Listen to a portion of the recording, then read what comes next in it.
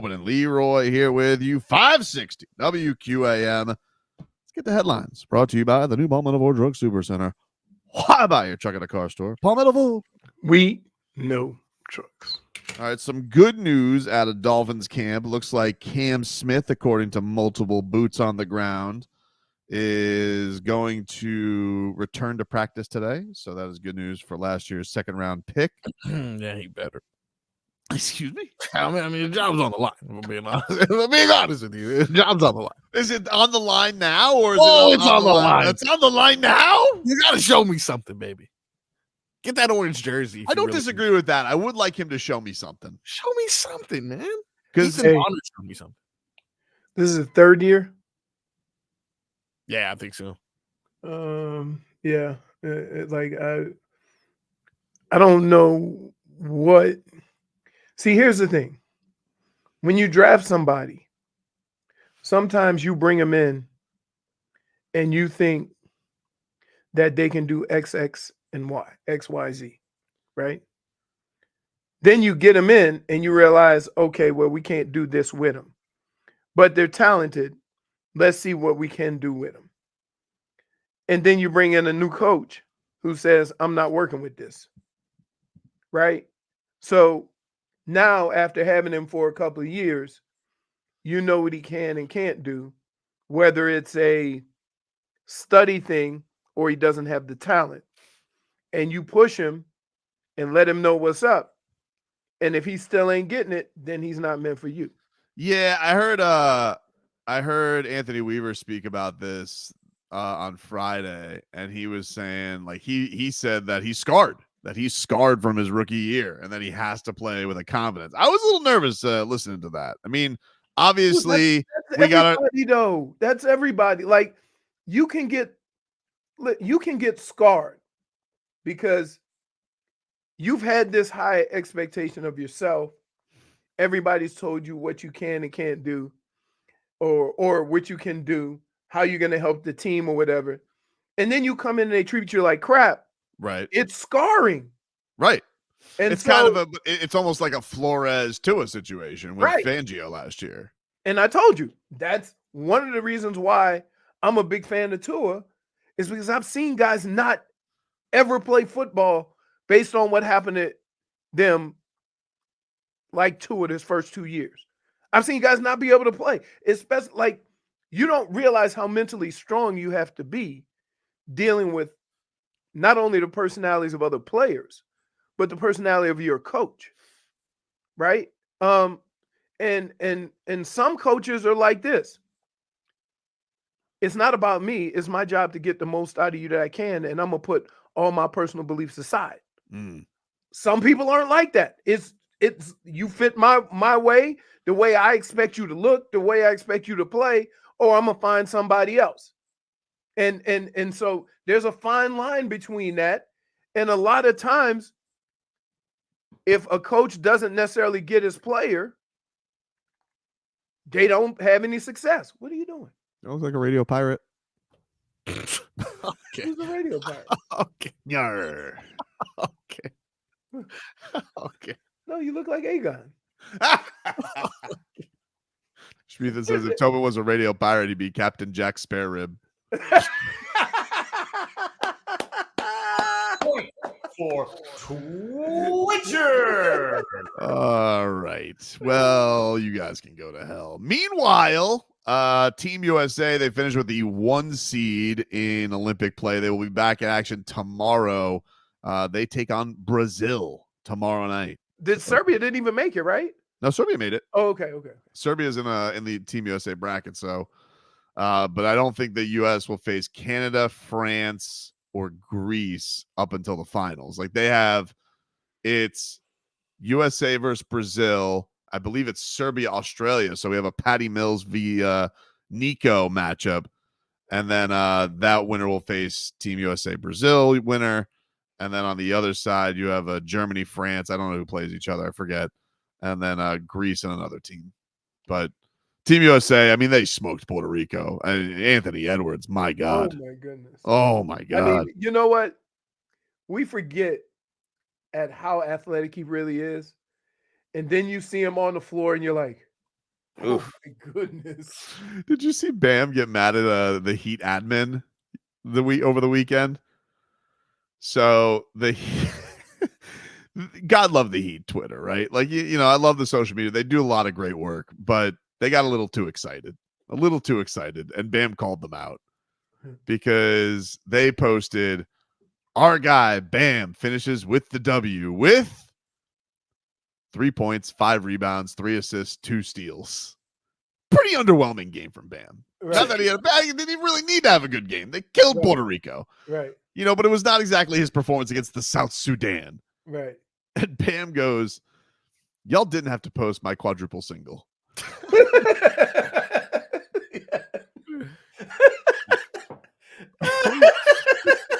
We have audio from Bam from the Paris Olympics. As he was reading the tweet, he simply said, What the fuck? He's like, too much.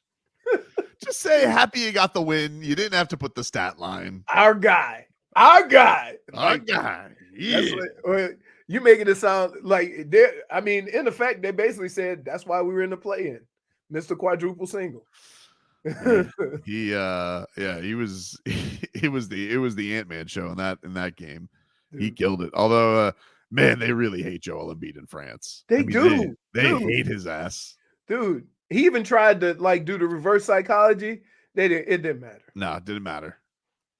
Then they were chanting something in French, and D-Wade was, oh, they're starting to chant for him, and no Eagles. Pretty sure it's the opposite, Dwayne. I don't know what they were chanting, but apparently Noah Eagle knows French, and he was saying it was not good. I'll see if I can get it, and I'll ask the wife. Man. Or I can ask Mima. make sure you specify that someone else was saying this, though, before you go to them with it. Yeah. Well, no, I'm going to try to find the clip and say, what are they saying? I'm pretty sure it was Le Brittle Bum. Really? You added That's not, you put lay in front of it, don't make it French, dude. Yeah, it does, just like oots. Oots to the end. Oots Brittle Bum. By the way, now, I'm one of the other reasons why I like watching the Olympics. Because every now and then, there's something that catches you by surprise. I was watching the 100-meter mixed 4x1, and the U.S. had the lead, and intangibles came and got them. I was like, whoa. Oh, was that Netherlands? Yeah.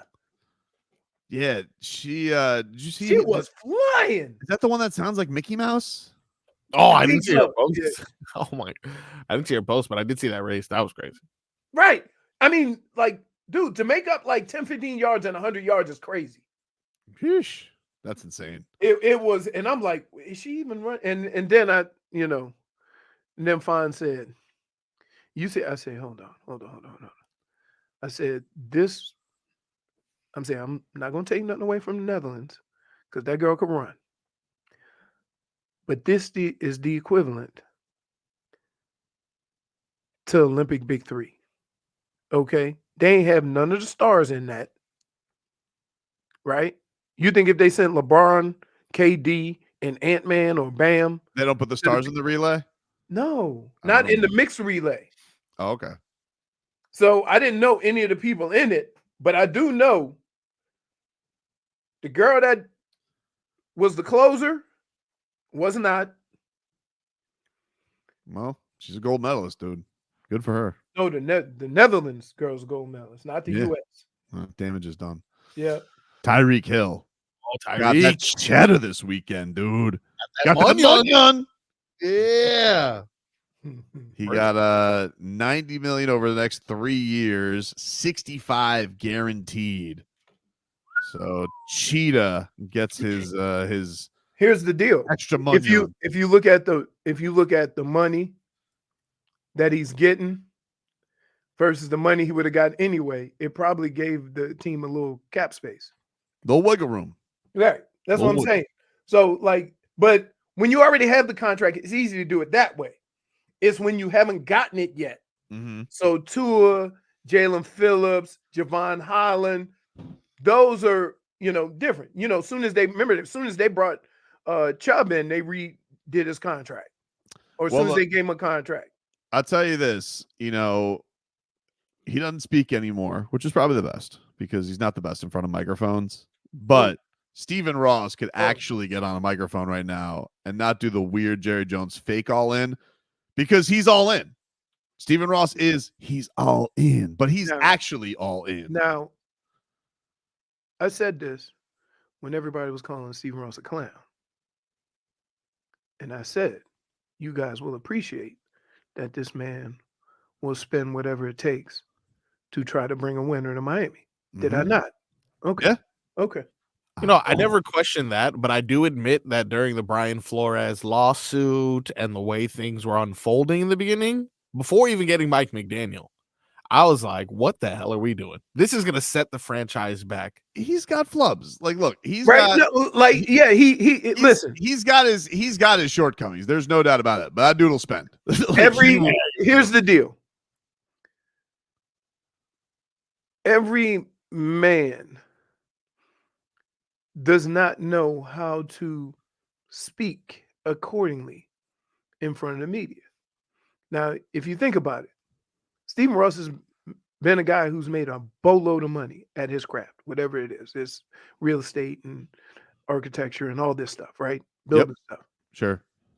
He's never had to stand in front of the media and answer questions, right? Now, he owns something that's not worth his business and has had to answer more questions about this business than the one he actually makes all of his money with. Yeah. And so I would say at times it's been clunky. Yeah. Some of the things that he's tried to do have been a little, I think that his biggest strikes are stinks in front of a microphone and will let boobs get his ear too much. So, like, he'll have this Bruce Beal who's like, hear me out. Why don't we try tampering with Tom Brady again? And he's like, you don't think we're gonna caught? Nah, caught smart, Stevie boy. Let's just do it, baby. Caught for tampering. Now, Stephen Ross did do a good thing, which was you took this guy the hell out of the organization, just give the team to his daughter. Smart. Because this guy, I mean, like, if you're gonna get fried like that and lose a first round pick because old Bruce Beal couldn't keep his beak shut, you got to get him out of there. All right. That's just like Game of Thrones. You got to know who the guys on the council are who are going to ruin it for you. Right. Coinciding with, you should have never let Tannenbaum get a piece. He's Tannenbaum. Get him out of there. But spending, he spends. Big Daddy Ross spends. Yeah, he does. Yeah, Dub, get that munion. And I do find it adorable when he does the waddle. Yeah, little too erotic though. Oh, it makes him feel feelings when Jalen Waddle scores touchdowns. Yeah. But I would just say you're as an organization and as a fan base, I get you haven't won a playoff game in over 20 years, but you should feel good about the direction of your franchise. You really should, because it's not for lack of trying. You will never say this about this organization. If they would have just spent a little more money, we could have had this guy. Right.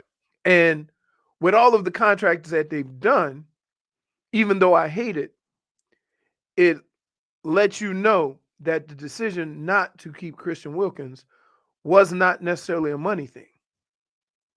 Right? Yeah, but I think that they're an organization that has an identity, and they locked up the three pieces of their organization. Like, the three faces of the organization, right or wrong, right now are Tua, Jalen Waddle, and Tyreek Hill. Correct.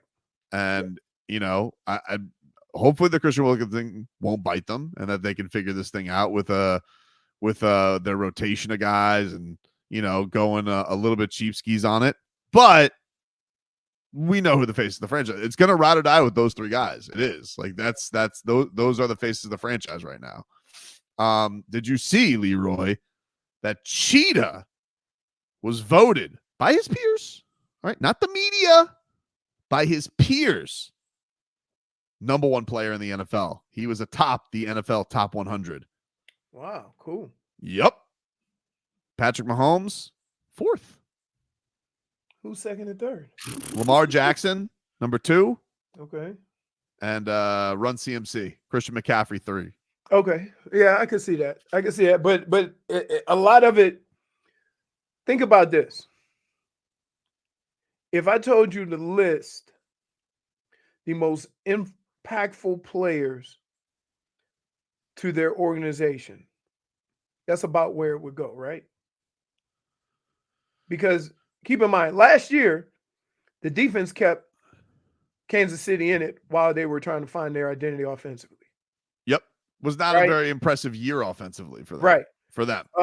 Christian McCaffrey was all their offense, damn near. Yes. Lamar Jackson, all of their offense. Tyreek Hill, people would say he was. I mean, like last year they leaned on Tyreek Hill more so than this first year, which is crazy. Right. But he they leaned on him even more last year. Right. It was noticeable, and really when he got banged up, things went kaput for the Finns. Right. And then Patrick Mahomes, like you almost feel bad putting him 4th, but with what the importance to their team, right? And it's crazy that a quarterback's not on top of that list. That's what's amazing. Of course. But Tyreek Hill, I mean, if anybody, and Lamar Jackson is higher than Patrick Mahomes. Yeah, that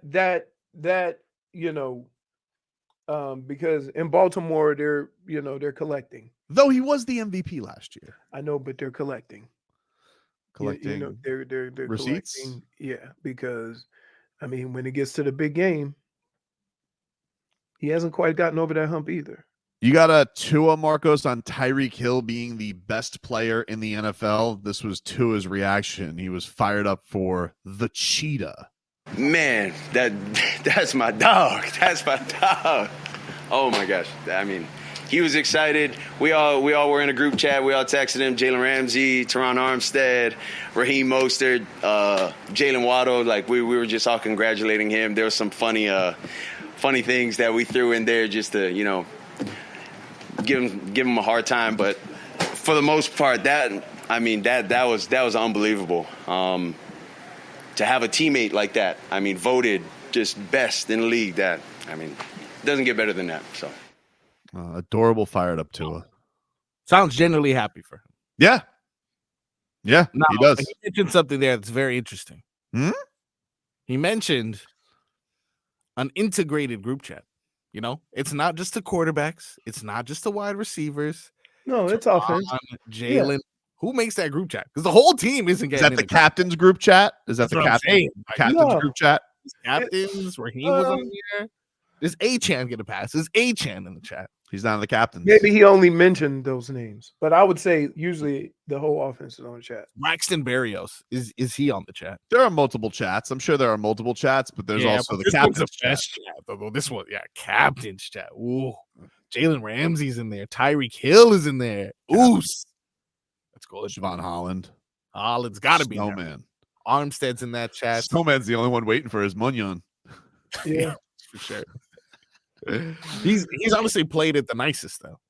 Tyreek Hill didn't make much of a fuss. Well, he didn't make much of a fuss when he said, and hey, I don't want to be traded. Yeah, like he kind of gave all of the leverage pretty quickly. Yeah, but you knew Drew Rosenhaus, like that was gonna go down here. Come on, and Chris Greer, like Drew Rosenhaus repped the whole damn defense last year, basically. Yeah. Like outside of Christian Wilkins, like that dude was gonna get that deal done. I actually don't know any other agents other than Drew Rosenhaus in the NFL. Like, I'm sure there's big corporations, but Rosenhaus is going to get the deal done.